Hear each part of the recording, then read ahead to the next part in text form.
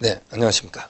자, 여러분, 앞 시간에 우리가 이제 소유권의 공동 소유를 봤습니다. 자, 이어서, 여러분 교재의 기본서에 최근 기출 문제를, 한 몇 개만 풀어보시고, 그 다음에 용익 물권으로 진행하도록 하겠습니다.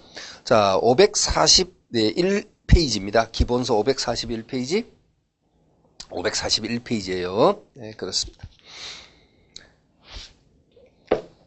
자, 540페이지에는 12번 문제가 18회 시험 문제로 이제 작년에 출제했던 문제, 최근 문제인데, 그게 선의취득에 대한 문제입니다. 그래서 제가 이렇게 여러분에게 설명드린 바와 같이, 이렇게 한번 선의취득이 나오면 올해 연속으로 출제될 가능성은 없다. 이렇게 얘기를 했었죠. 자, 일단 12번 문제도 한번 그러면 확인하고 가도록 하겠습니다. 자, 중고 노트북 판매상인 을은 갑의 노트북을 훔쳐서 자신의 가게에서 병에게 50만 원에 팔고 넘겨주었다. 중고 노트북 판매상이 절도를 했네요. 그죠? 갑의 노트북을 훔쳐가지고 병에게 팔았네요. 자, 옳지 않은 것을 했는데, 자, 그대로 보시면, 자, 을이 절취를 해서 병한테 팔았다. 이렇게 됐죠.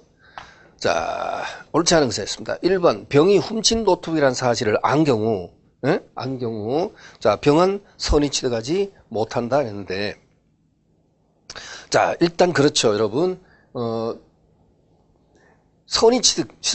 아무리 선의취득의 요건을 병이 갖추고 있다 하더라도, 이게 도품이나 유실물인 경우에는 예외가 적용이 됩니다. 그렇습니다. 네, 그렇습니다. 더더군다나 병이 알고 있었다. 악이잖아요, 그죠? 악인 경우에는, 그러니까 선의취득의 요건이 여러분 평원, 공연, 선의, 무과실로 취득했어야 된다. 그죠? 선의취득 하려면 취득자가 평원, 공연, 선의, 무과실해야 되는데 병이 악이 알고 있었다. 훔친 노트북이라는 사실을 알고 있었다면 더더욱 병은 선의취득하지 못한다 하면 옳은 표현이죠. 자, 그 다음에 2번.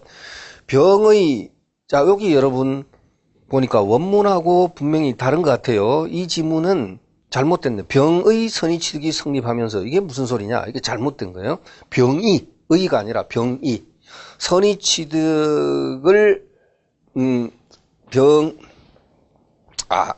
아니야.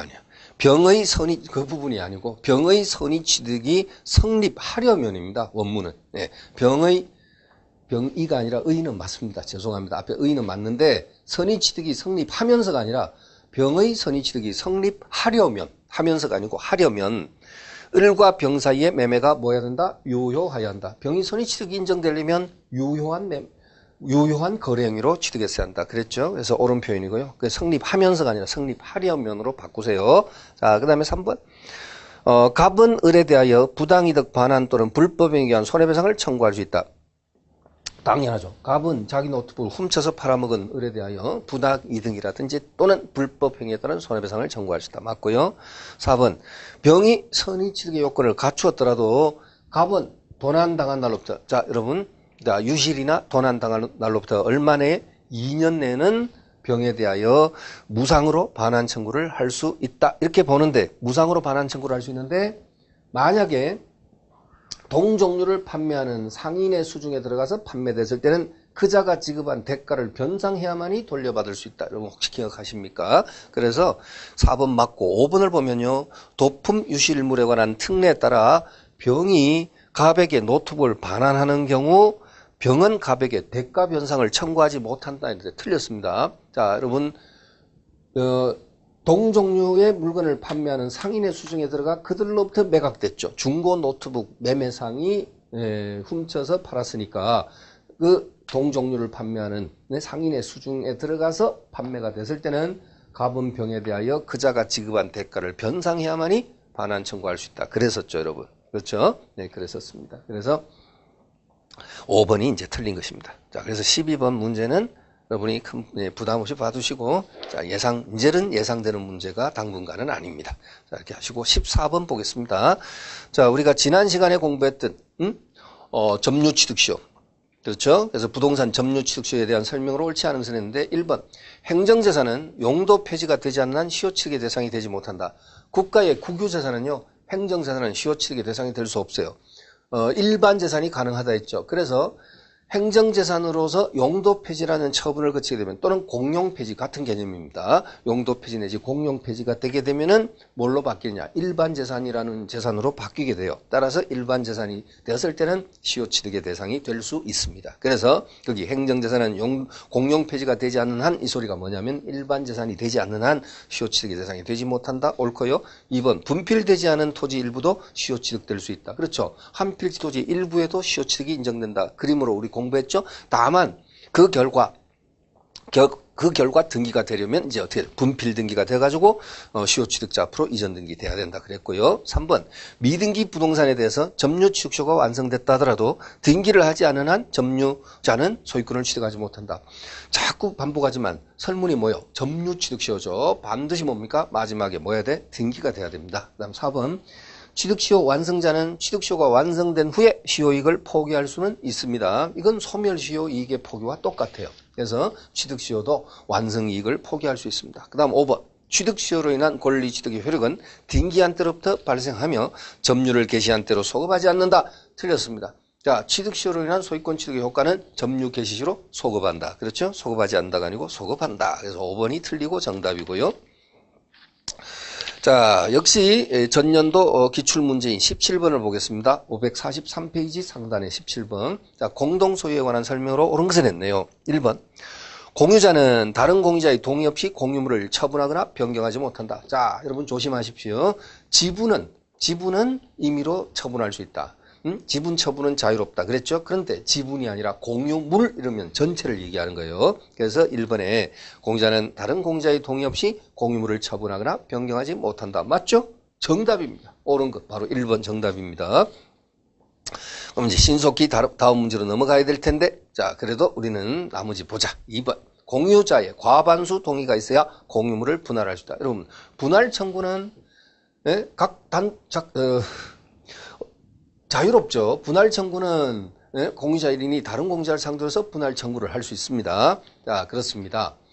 물론 5년 범위 내에서 불분할 특약을 맺을 수는 있다 그랬었죠. 그래서 특약은 맺을 수 있어도 일단 분할 청구 자체는 자유롭고요. 그 불분할 특약을 맺지 않은 이상은 서로 간의 분할 청구는 자유롭다. 그리고 분할 절차에 임했을 때는 협의 분할이든 재판상 분할이든 어떻게 돼야 돼요? 전원이 참여해야 된다는 거 기억나시죠? 네, 그래요. 그래서 2번은 어쨌든 틀렸습니다. 공유자 과반수 동의가 있어야 분할할 수 있다가 아니라 분할 청구는 자유롭고 원칙적으로 각자 청구할 수 있고 단지 분할 절차에는 전원이 참여해야 된다. 이렇게 했죠. 자, 2번 틀렸고 3번 합유물에 관하여 격려된 원인 무효의 소유권 이전 등기 말소를 구하는 소송은 이건 뭐냐? 보존행위에 해당되는 거예요. 보존행위. 자, 보존의 현상을 잘 유지하는, 지키는 행위니까, 그래서 합의자 전원이 청구해야 된다가 아니고 단독으로 청구할 수 있습니다.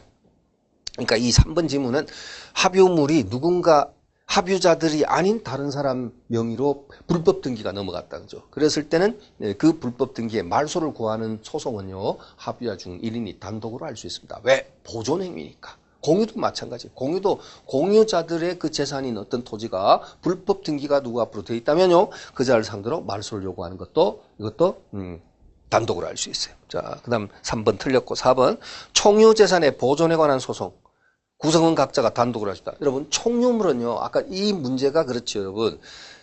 이건 그래도 출제자가 그래도 여러분 제가 앞에서 한번 그런 얘기했지만 작년하고 재작년에는요. 출제자가 좀 뭐랄까요? 전 좀 지지하고 싶었어요. 뭐냐? 조금 까다로운 문제는 1번을 답으로 많이 만들어줬어요. 여러분이 나중에 기출문제 저와 함께 분석하시다 보면 예상문제 풀이할 때 기출문제도 기본적으로 분석할 텐데 그때 제가 여러분한테 증명해 보이겠지만요. 작년, 재작년 문제는 조금 까다로운 문제는 1번이 정답이 많았다고요. 그럼으로써 응시자들의 시간을 그래도 좀 배려를 해주려고 했던 것 같습니다. 그렇죠? 근데 문제는 결과는 그거네요. 1번이 정확한 답이라는 것을 알고 있는 사람한테는 훨씬 유리했다는 얘기지. 결론은 그 얘기 아닙니까, 여러분? 네, 그러니까 이런 유형이 작년, 재작년에는 좀 많았다, 그죠? 그래요. 근데 그러면 이제 나머지 지문들 중에는 조금 까다로운 지문들이 좀 있었어요. 또 특징이 그랬어요. 그래서 좀 그런 경향이 있었는데 17번이 바로 그 유형 중에 한 문제입니다. 4번 지문을 보면요. 그렇죠. 뭐 좋은 건 좋은 거고, 그렇죠. 예, 칭찬할 건 하고, 또 불만사항은 또 토로하고 그러는 거 아니겠습니까? 아까 여러분 이론 시간 때는 제가 좀 불만적인 얘기를 했지만, 이런 부분은 또 그렇지 않습니다.